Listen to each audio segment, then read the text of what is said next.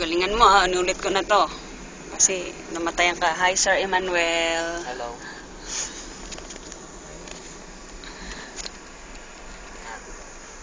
Oh, release ang clutch, release ang brake.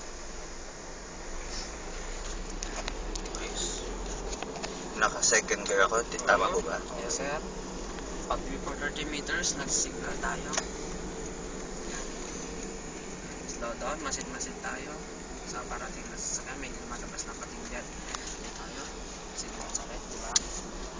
Go. Release ang clutch, release ang clutch. Yan. Huwag matakot mag-release ng clutch. Hindi ka kakagat yan, sir. Go, gas.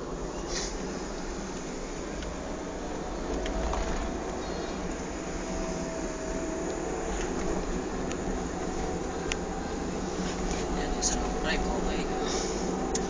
Pwede ka nang bumiyahing Bataan.